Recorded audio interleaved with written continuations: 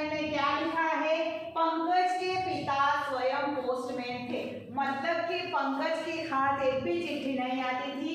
कारण इसका क्या था कि पंकज के पिता खुद पोस्टमैन थे, समझे? पंकज के पिता ही पोस्टमैन थे, इसलिए उसके हाथ एक भी चिट्ठी नहीं आती थी। सैकड़ों लोगों की चिट्ठियां बांटते परंतु अपने लिए एक चिट्ठी नहीं आती। पंकज के पिता सैकड़ों मतलब ढेर सारे लोगों को चिट्ठी जाके बांटते थे कि नहीं? इसलिए उनके हाथ एक भी चिट्ठी नहीं आती, उनको कोई चिट्ठी नहीं लिखता। समझ में आया? चिट्ठी लिखता तो आती, नहीं लिखते तो नहीं आती। ऐसे तो नहीं आती ना चिट्ठी लेटर, बराबर ना? तो पंकज के लिए यही हैरानी की बात थी। तो पंकज हैरान था, परेशान था।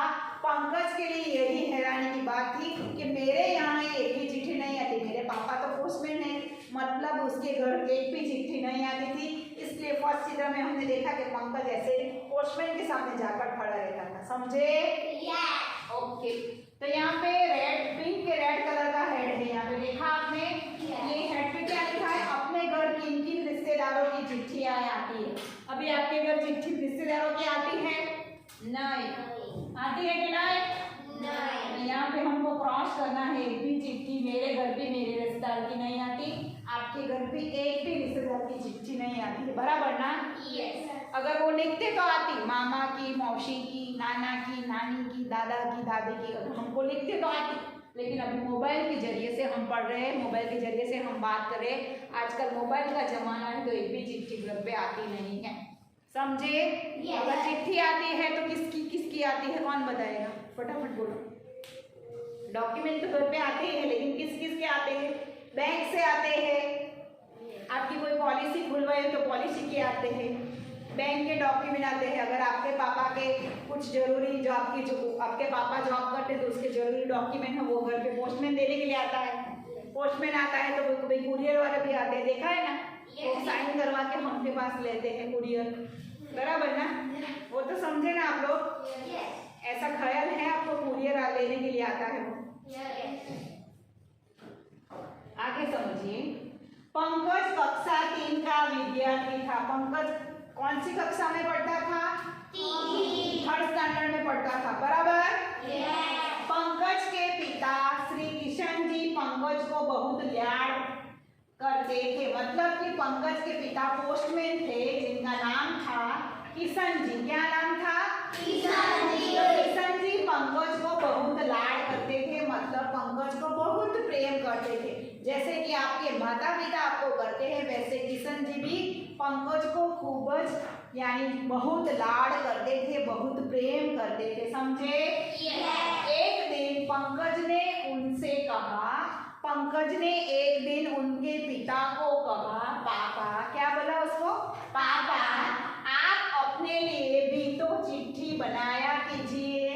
वो छोटा था, तीसरी कक्षा में पढ़ता था, स्टैंडर्ड 3rd में पढ़ता था, तो वो मासूम था, बोला था, उसे पता नहीं था। तो उसके पापा को क्या बोलता है? पापा, आप सबको चिट्ठी देने के जाते, अपने लिए तो एक बनाओ, समझे? सुनकर श्री किशन जी हंसने लगे। ये हंसने वाली बात है कि नहीं? ये बोला पंकज की बात सुनकर उसके पापा भी हंसने लगे। मैं क्यों अपने लिए खुद के लिए चिट्ठी बनाऊं, बराबर ना? तो यहाँ पे श्री किशन जी हंसने लगे, बराबर? यहाँ पे क्लियर है आप लोग? फिर पंकज को समझाया कि डाक कैसे आती है और कैसे बढ़ती है। बाद में किशन जी ने अपने बेटे को समझाया कि डाक ऐसे नहीं आती, खुद नहीं बनाते। यहाँ पे मैंने हेड पे बताया कि अगर मामा, चाचा, मौसी, दादा, दादी, नाना, नानी से आप दूर रहते हो तो आपको वे लोग चिट्ठी लिखते तो आपके घर चिट्ठी आती, बराबर ना? तो यहाँ पे किशन जी ने भी पंकज को समझाया कि ऐसे चिट्ठी लिखते हैं, बाद में वो पोस्ट करते हैं, बाद में हमको यह पोस्टमैन डाक लेने के लिए आता है, और कैसे पोस्ट एकत्रित होती है और कैसे बढ़ती है, मतलब अलग अलग एरिया में जाके पोस्टमैन बांटते हैं, समझे? यहाँ तक आपको समझ में पक्का आया? तो आगे समझिए। पंकज समझ गया कि वह इस छोटे से कस्बे में रहता है।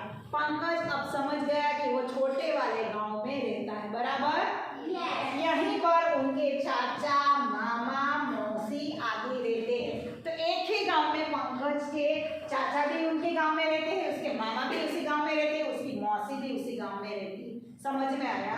तो एक ही गांव, छोटा सा गांव, तब उसे चिट्ठी कौन लिखे? क्वेश्चन 1। तो ये सब एक ही गांव में रहते हैं तो उसको चिट्ठी कौन लिखेगा भाई, समझे?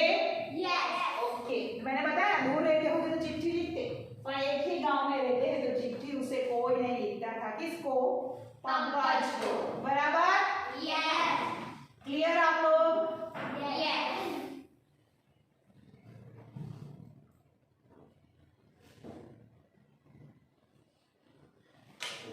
यहाँ पे समझ लीजिए, सामने एक डॉक्टर साहब रहते थे, पंकज का घर था उसके सामने ही डॉक्टर साहब मतलब डॉक्टर का घर था। बराबर? यस। पंकज दूर से, उनके यहाँ खूब डाक आती थी, तो डॉक्टर साहब का घर था, उनके यहाँ ढेर सारी चिट्ठियां आती थी। तो पंकज दूर से देखता था, पंकज पोस्टमैन आता था, दूर से वो देखता था कि डॉक्टर साहब के यहाँ तो ढेर सारी चिट्ठियां आती है, छोटे बड़े लंबे आकार के लिफाफे। ये चिट्ठियां होती हैं उनके लिफाफे, यानी मतलब उनके जो कवर होते हैं वो कई छोटे थे, कई बड़े थे, कई लंबे लंबे लिफाफे में भी चिट्ठियां आती थी। समझे यहाँ तक? यस। रंग बेरंगी छपे हुए खत, और खत भी आते थे, वो कैसे आते थे? रंग बेरंगी कलर के छपे हुए कवर में आते थे। समझ गए यहाँ पे? Yes. आगे समझिए, गर्मियों के दिनों की बात है। यहाँ पे एक बात बताई गई है, तो गर्मी की दिनों की बात है, मतलब कि समर की बात है। बराबर? Yes.